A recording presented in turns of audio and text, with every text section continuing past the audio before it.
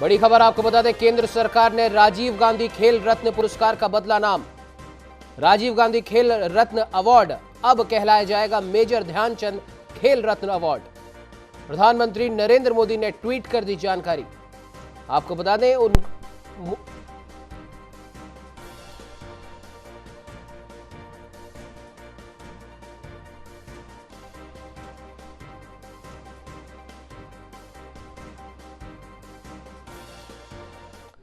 भैया नजर डालते हैं इस वक्त की एक और बड़ी खबर पर। बड़ी खबर राजधानी दिल्ली से किसानों के समर्थन में विपक्ष उतरा सड़क पर। 14 दलों का संसद भवन से जंतर मंतर तक मार्च। कांग्रेस नेता राहुल गांधी भी मार्च में हुए शामिल। बड़ी खबर राजधानी दिल्ली से किसानों के समर्थन में सड़क पर उतरा विपक्ष। 14 दलों का संसद भवन से जंतर मंतर तक मार्च। कांग्रेस नेता राहुल गांधी भी इस मार्च में शामिल हुए।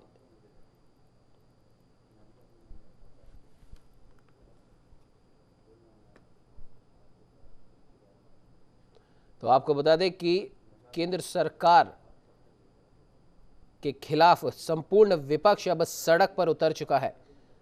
कांग्रेस नेता राहुल गांधी व 14 अन्य दलों के नेता संसद से जंतर मंतर तक मार्च करेंगे। बड़ी खबर राजधानी दिल्ली से आ रही है। 14 दलों का संसद भवन से जंतर मंतर तक यहां पर मार्च।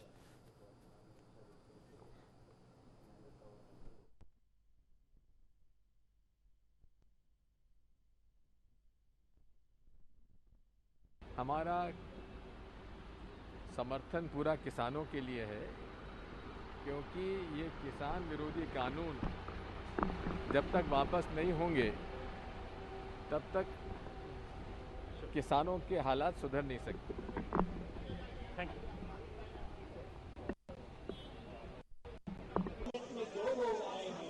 जो लीडर आए हैं उन सबको हम गैलरी में बैठने के लिए कह रहे हैं, और अगर वहां पे जगह कम पड़ी हो तो हमारी दर्शक गैलरी इस तरफ की है। मैं आपसे रिक्वेस्ट करूंगा जिन साथियों को जो बाहर से मेहमान गैलरी के लिए आए।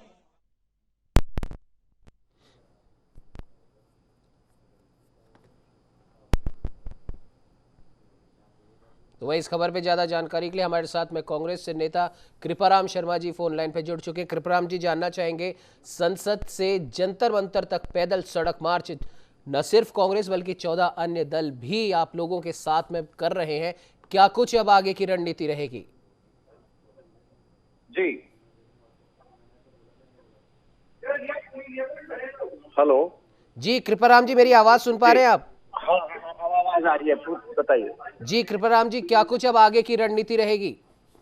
देखिए, रणनीति तो स्पष्ट है कि जिस तरीके से सरकार मुख्य मुद्दों से पीछा भाग रही है, उसको हम केंद्र में लेकर आना चाहते हैं कि सरकार इन ज्वलंत समस्याओं पर ध्यान केंद्रित करे। किसान आज 8-9 महीने से अपने घर बार छोड़ के बॉर्डर पर बैठा है और अब जंतर मंतर पर बैठा है, लेकिन सरकार आंखों पे पट्टी बांध कर बैठी हुई है। सरकार कहती है कि हम एमएसपी था, है और रहेगा, लेकिन एमएसपी है और इस सरकार की मंशा ठीक है तो उसको आप लिखित में क्यों नहीं देते?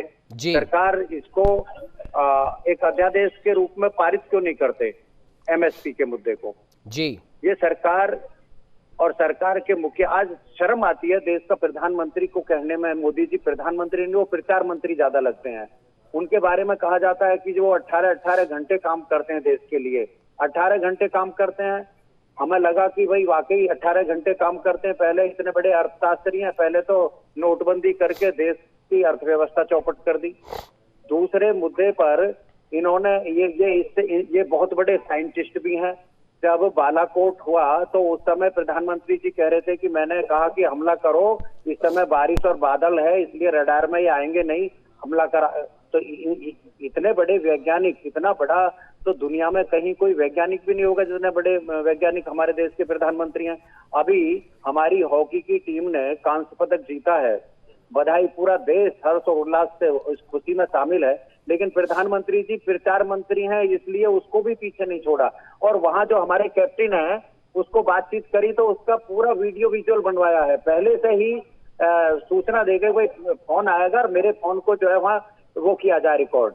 तो ये तो प्रधानमंत्री नहीं है, प्रचार मंत्री है। इसका देश की ज्वलंत समस्याओं से कोई लेना देना नहीं है। लेकिन अब विपक्ष और राहुल गांधी जी ने ठान लिया है कि सरकार को घेरेंगे और इसके जो ज्वलंत मुद्दे हैं उनसे बाहर नहीं निकलने देंगे इसको। आज पेगासस का मुद्दा है, प्रधानमंत्री बात नहीं करना चाहते। पेगासस जो है इजराइल की कंपनी है, वो उन्होंने साफ कहा है कि हम सरकार को ही अपना वो देते हैं कॉन्टेक्ट जी। सरकार ने ही, अब सरकार देखिए, जब यदि आप किसी के टेलीफोन टेप कराते हैं, मीनाक्षी लेखी जी कह रही हैं कि भाई यदि हर सरकार ऐसे टेपिंग का आधार ना ले तो उग्रवाद बढ़ जाएगा, बड़ी बड़ी घटनाएं हो जाएंगी। अब उनसे कोई पूछे कि सुप्रीम कोर्ट के जो जजेस हैं वो कौन से बड़े उग्रवादी हैं, खुद 2 केंद्रीय मंत्री कौन से बड़े उग्रवादी हैं, उनको देश का क्या खतरा है? राहुल गांधी से देश को क्या खतरा है?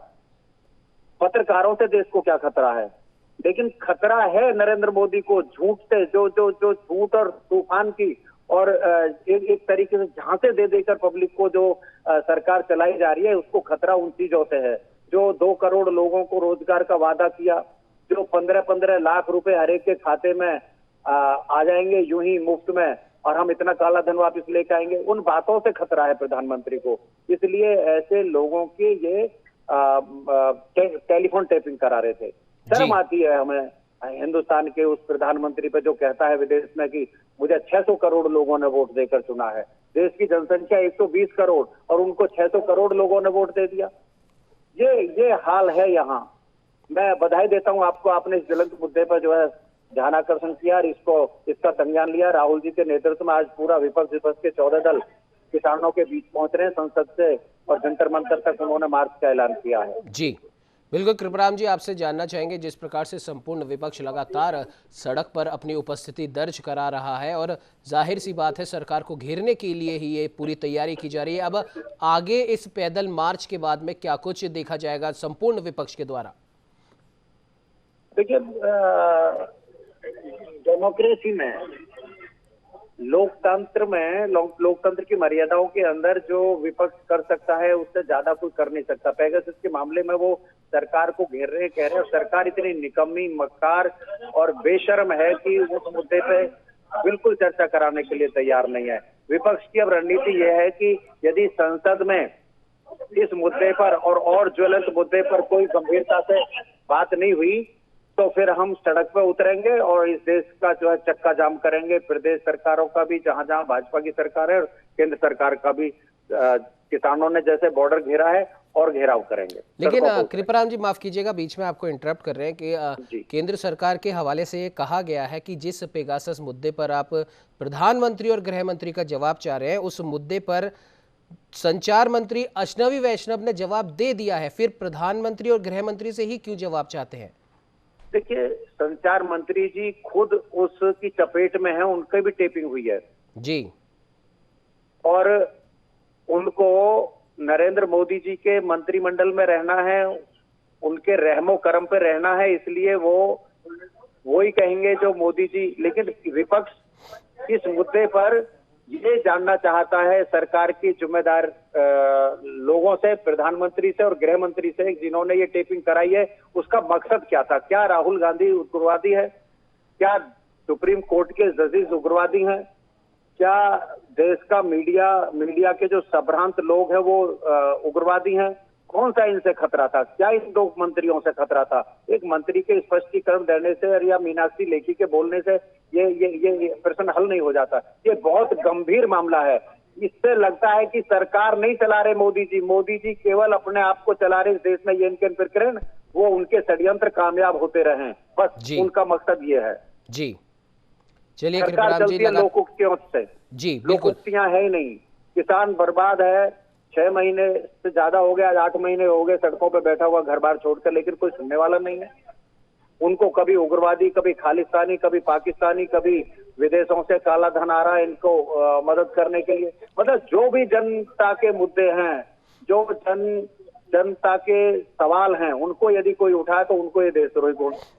ये वो लोग, शर्म की बात है, ये वो लोग देशहित राष्ट्रीयता का प्रमाण पत्र बांट रहे हैं, जो अंग्रेजों की गुलामी करते थे, जो अंग्रेजों के लिए मुखबरी करते थे, जिनको पेंशन मिलती थी अंग्रेजों से, स्वतंत्रता सेनानियों की मुखालफत करते करते आज ये सर्टिफिकेट बांट रहे हैं उनके वंशज।